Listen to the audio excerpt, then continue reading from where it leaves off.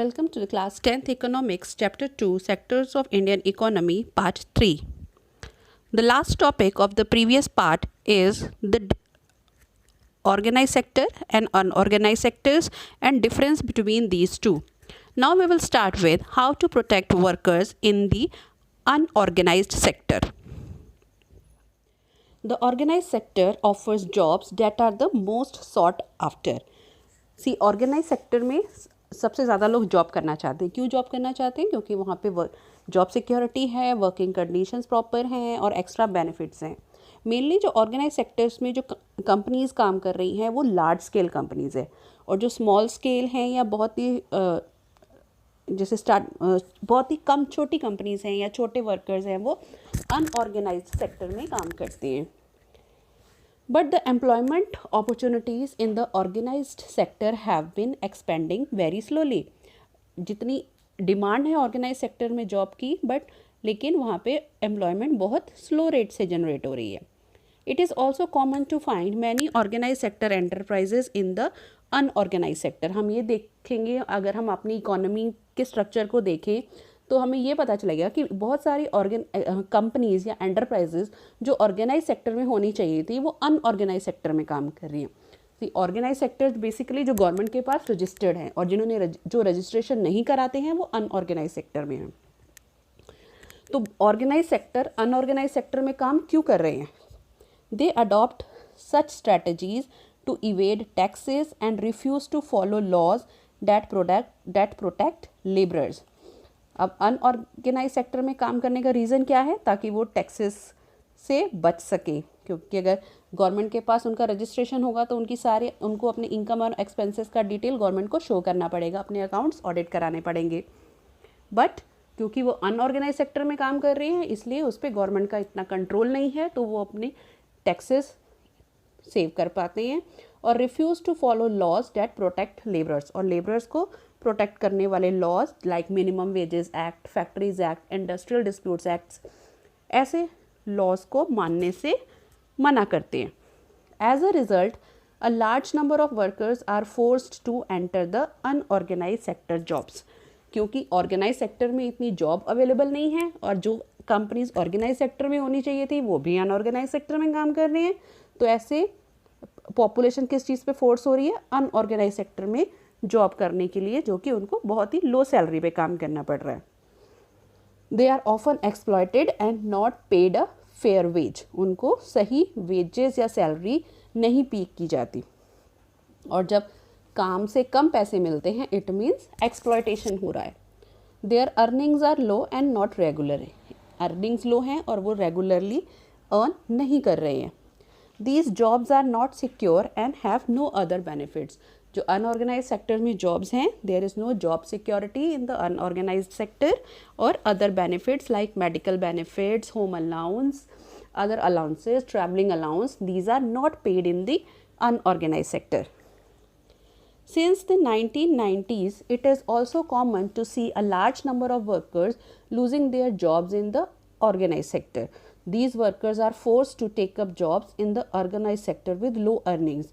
Hence, besides the need for more work, there is also a need for protection and support of the workers in the unorganized sector. 1990 के बाद हम ये देखा गया है कि बहुत सारे वर्कर्स ऑर्गेनाइज सेक्टर से अपनी जॉब को उनको लॉस हो रहा है, उनको वो जॉब छोड़नी पड़ रही है. These workers are forced to take up job in the unorganized sector. और इन वर्कर्स को मजबूरी में अनऑर्गेनाइज सेक्टर में काम करना पड़ रहा है. तो काम की ज़रूरत होते हुए भी there is also a need for protection and support of the workers. तो सरकार को चाहिए ऐसा रूल्स रिवाइज करे जिसमें अनऑर्गेनाइज सेक्टर में काम करने वाले लोगों को भी गवर्नमेंट का सपोर्ट मिल सके. Now, who are these vulnerable people who need protection? In the rural areas, the unorganized sector mostly comprises of landless agricultural laborers, small and marginal farmers, sharecroppers, artisans such as weavers, blacksmiths, carpenter and clothsmith. Rural areas में unorganized sector में काम करने वाले लोग जो landless agricultural labor है, small हैं, farmers हैं या artisans हैं ये लोग जो है अनऑर्गेनाइज सेक्टर में काम करते हैं. Nearly 80% of rural households in India are in small and marginal farmer category.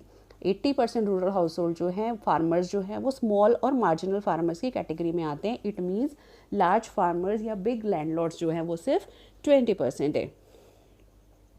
These farmers need to be supported through adequate facility for timely delivery of seeds, agricultural inputs, credit storage facilities and marketing outlets. और इन farmers को कैसा support चाहिए होता है कि इनकी seeds इनको time पर मिल जाएं, जो एग्रीकल्चर के लिए जो इनपुट्स रिक्वायर्ड हैं वो टाइमली मिल जाएं, चीप लोन्स मिलें इन्हें बैंक से, स्टोरेज फैसिलिटीज़ अवेलेबल हों, या इन्हें अपनी सेल प्रोडक्ट को सेल करने की अपॉर्चुनिटी अवेलेबल हो.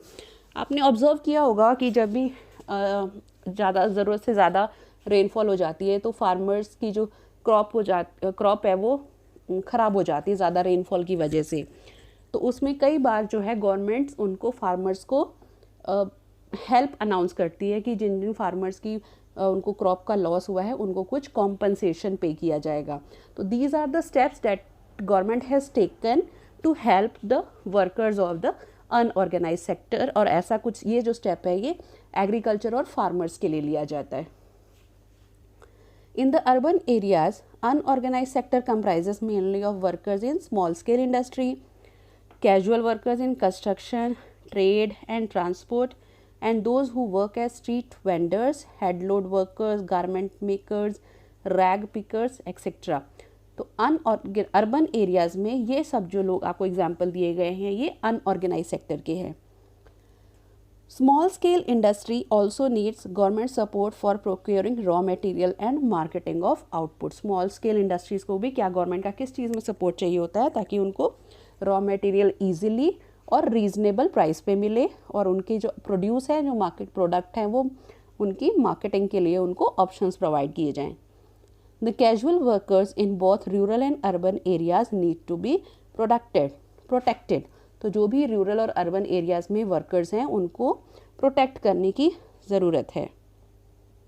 We also find that majority of workers from scheduled caste, tribes and backward communities find themselves in the unorganised sector. हम ये भी देखेंगे कि जो अंडर प्रिविलेज्ड कम्युनिटीज़ हैं like scheduled caste, scheduled tribes और बैकवर्ड कम्युनिटीज़ के लोग हैं जो ये ज़्यादा अनऑर्गेनाइज सेक्टर में काम करते हैं. Besides getting the irregular and low paid work, these workers also face social discrimination. एक तो इनको इरेगुलर और लो पे तो मिलती ही है क्योंकि ये अनऑर्गेनाइज्ड सेक्टर में काम करते हैं. दूसरा इनको सोशल डिस्क्रिमिनेशन का भी इनको सामना करना पड़ता है. Protection and support of the unorganised sector worker is thus necessary for both economic and social development. इसलिए अनऑर्गेनाइज सेक्टर में काम कर रहे वर्कर्स को के लिए ज़रूरी है कि गवर्नमेंट उनको सपोर्ट प्रोवाइड करे जिससे उनका इकोनॉमिक डेवलपमेंट भी हो और सोशल डेवलपमेंट भी हो. इकोनॉमिक डेवलपमेंट क्या होगा कि उनकी इनकम इंक्रीज़ होगी तो वो मनी इंक्रीज़ होगी तो वो एक बेटर लाइफ लीड कर पाएंगे. और सोशल डेवलपमेंट मीन्स उन्हें सोशल डिस्क्रिमिनेशन ना फेस करनी पड़े.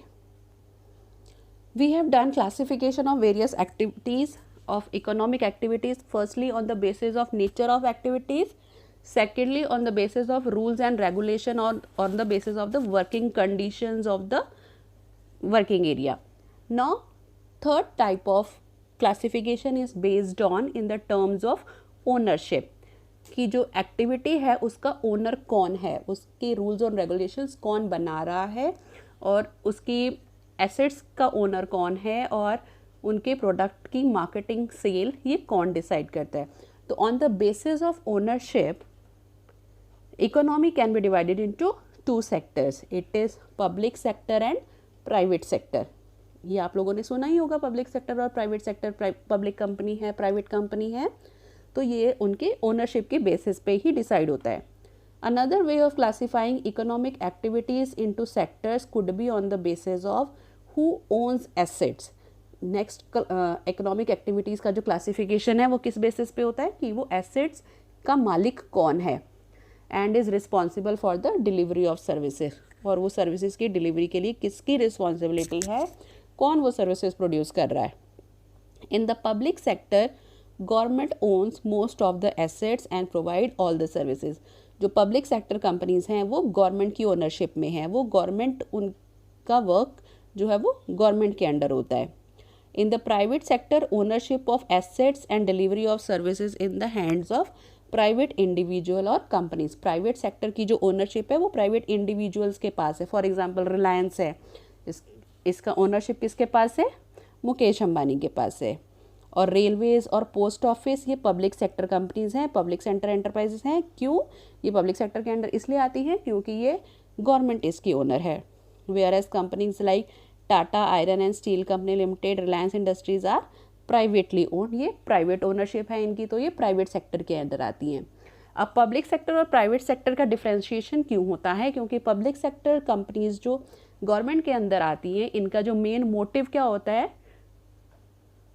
सोशल डेवलपमेंट, ताकि लोगों को जो बेसिक रिक्वायरमेंट है प्रोडक्ट्स की और सर्विसेज की वो रीजनेबल रेट पे अवेलेबल हो. इनका मोटिव प्रॉफिट अर्न करना नहीं होता.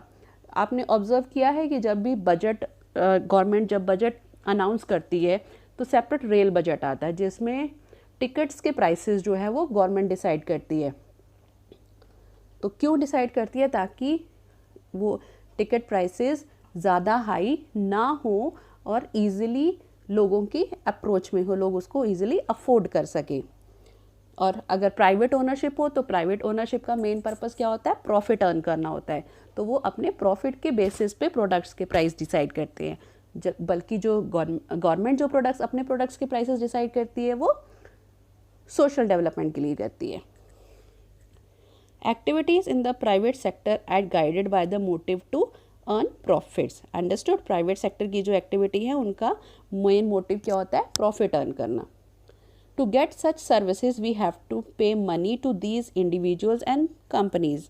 यस, सर्विसेज अगर हमें चाहिए तो हमें मनी पे करना पड़ता है.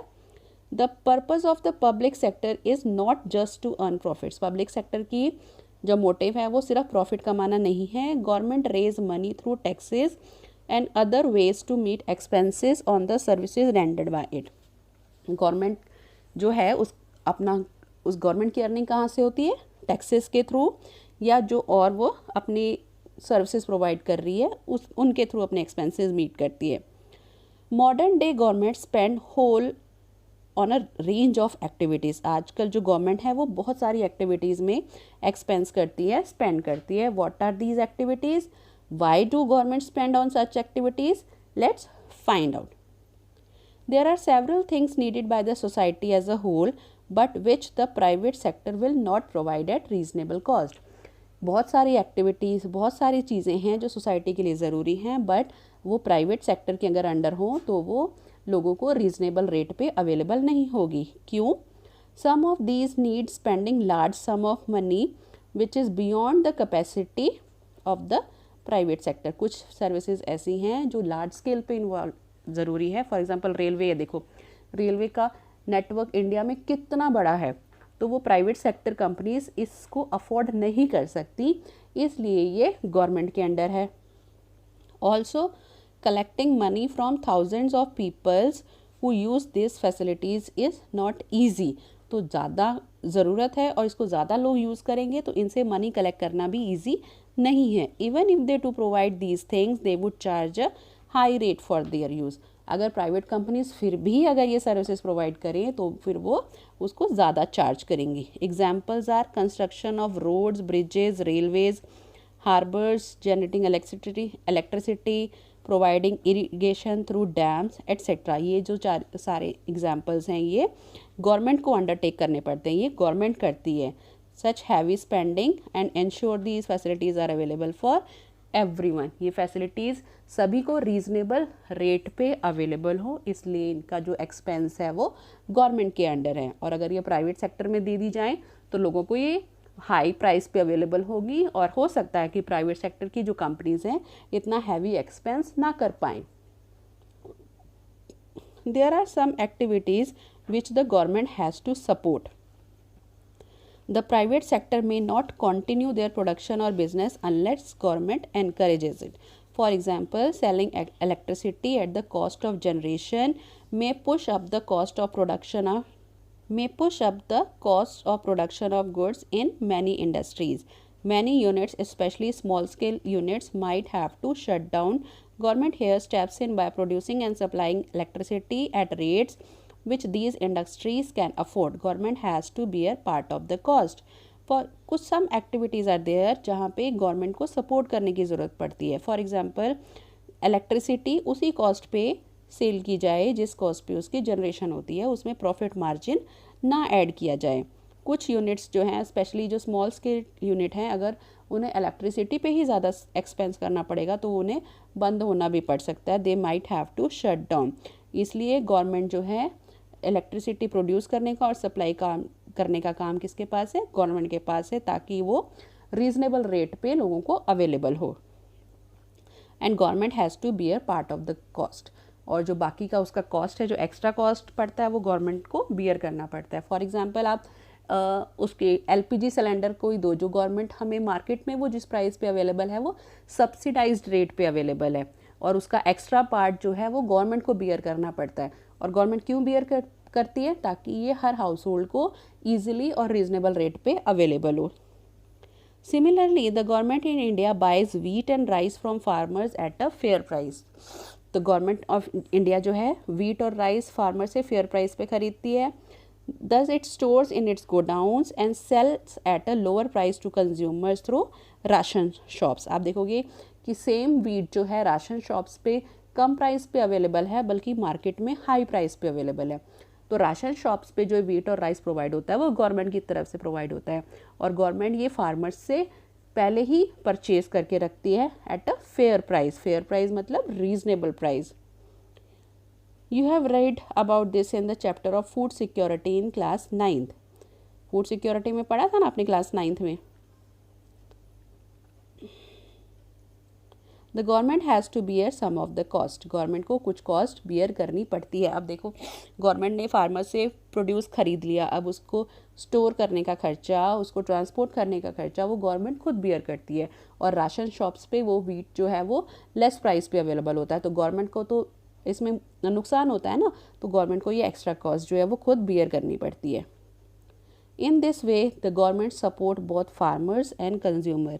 इससे अब गवर्नमेंट क्या करती है? एक तो देश में फूड सिक्योरिटी मेंटेन करके रखती है, फार्मर्स को सपोर्ट प्रोवाइड करती है, और अंडर प्रिविलेज ग्रुप जो हाई प्राइसेस पे ये बेसिक नीड्स अवेलेबल नहीं कर सकते या अफोर्ड नहीं कर सकते, उनको अवेलेबल कराती है.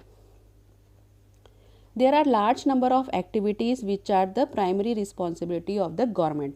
बहुत सारी एक्टिविटीज़ ऐसी हैं जो गवर्नमेंट की रिस्पॉन्सिबिलिटी है. The government must spend on these, और इन पे गवर्नमेंट को स्पेंड करना ही पड़ता है. कौन सी हैं? Providing health and education facilities for all is one example. Health facilities provide करना, एजुकेशन फैसिलिटीज़ अवॉइड करना, ये ऐसा ही एग्जाम्पल है जिसमें गवर्नमेंट को स्पेंड करना ही पड़ता है. We have discuss some of this issue in the first chapter. Running proper school and providing quality education, particularly elementary education, is the duty of the government. India's size of illiterate population is one of the largest in the world. India में illiterate population का जो percentage है among the largest, मतलब world की बहुत सारी countries में जहाँ पे इलिटरेट पॉपुलेशन ज़्यादा है, इंडिया की रैंकिंग उसमें आती है. इसलिए एजुकेशन फैसिलिटीज़ प्रोवाइड करना, बेसिकली प्राइमरी एजुकेशन सबको प्रोवाइड करना, ये गवर्नमेंट की रिस्पॉन्सिबिलिटी है. Similarly, we know that nearly half of India's children are malnourished and a quarter of them are critically ill. We have read about infant mortality rate. The infant mortality rate of Odisha or Madhya Pradesh is higher than some of the poorest regions of the world. Infant mortality rate के बारे में हमने first उसमें chapter में पढ़ा था. Infant mortality rate means children who die before completing age of 1 year. Their percentage is called infant mortality rate. Orissa और मध्य प्रदेश जैसे स्टेट्स में इन्फेंट मोर्टेलिटी रेट बहुत हाई है. Government also needs to pay attention to aspects of human development such as availability of safe drinking water, housing facilities for the poor and the food and nutrition.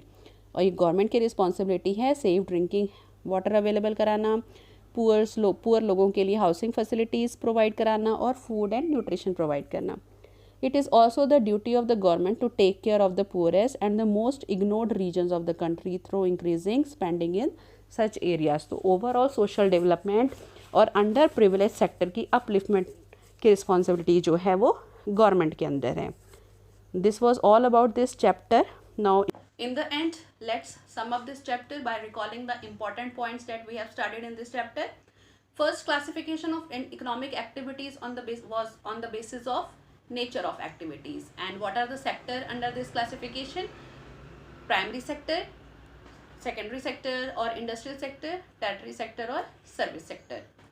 Second classification was on the basis of working condition, that was organized sector and unorganized sector, and we also studied the steps that should be taken by the government for the security of the employees under unorganized sector.